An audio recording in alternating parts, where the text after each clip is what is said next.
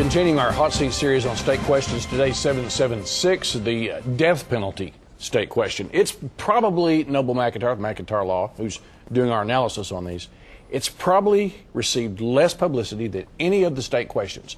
It's about the death penalty, which probably means that people, it's going to get people's attention at the voting booth. But this sounds like a chemistry lesson. Bring us up to date on if you vote yes or no on 776. Well, this is a chemistry question, and the reason the state question has come about is because currently the death penalty in Oklahoma has been put on hold by the governor. And the reason it was put on hold by the governor was because in 2015 we did an execution of an inmate, and we had limited access to a drug called potassium chloride. Potassium acetate. And it's because a lot of the drug companies that provide this didn't want to make this available because they know it's being used for executions. And in Oklahoma, we have a 3-drug cocktail that we use, one that puts you to sleep, one that stops your heart, and potassium chloride is the one that historically has been used. Well, we couldn't get our hands on that, the state, when I say we, and so instead they used potassium acetate. Okay, so all right. We're supposed to use chloride. And we used acetate. So he told you this was going to wind up being a chemistry lesson. And so what happened was the inmate that they were putting to death actually suffered a heart attack during the procedure and died that way. Now, the proponents of the death penalty say, so what? The purpose of the death penalty is to put to death somebody, whether they died of a heart attack or whether they went softly into the night and drifted to sleep and never woke up. We don't care. They were put to death, and that was what the purpose of it. The problem is, under the United States Constitution, there's a provision that you can't have cruel and unusual punishment, and the question was whether that was cruel and unusual if there was any thought or chance that there could be some suffering involved. And so it actually went before the United States Supreme Court.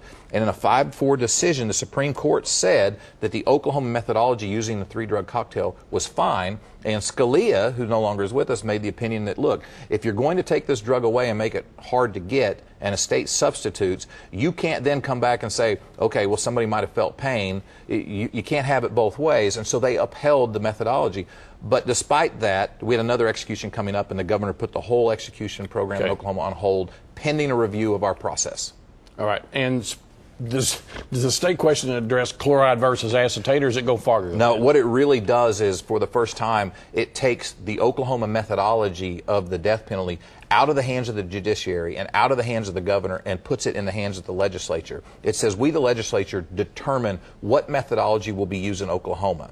We decide, not the governor, not the judiciary. And in addition to that, they say that if there's a challenge to the methodology, they want to make sure, and the state question makes clear, that any death penalties that currently are in force are not commuted, for the reason that the method we use isn't good, that they just simply stay on hold until we have a new method, and then those executions can resume. All right, so let me ask you in our last 30 seconds. What it does is tighten up protections for the death penalty, true or false? True. Absolutely true. It makes sure that Oklahoma is not in risk of having 50 or 60 inmates that are waiting the death penalty because of the crimes they've done, where their death penalty will be commuted simply because of a challenge to the methodology that we use, and it makes it easier to change the methodology from time to time. Right now in Oklahoma, we've used hanging before, we've used electrocution, now we use this 3-drug cocktail, and it says the legislature of their own volition can decide what methodology we use. So if you like the death penalty, vote yes. If you oppose the death penalty, vote no. That's absolutely right, which is, if you look, you have the ACLU obviously on the one side saying vote no, and you have all the prosecutors on the other side saying vote yes. All right, Noble McIntyre, thank you for your legal analysis of this state question. You can before you go to the polls, go to news9.com/your vote counts and see Noble's analysis of all the state questions.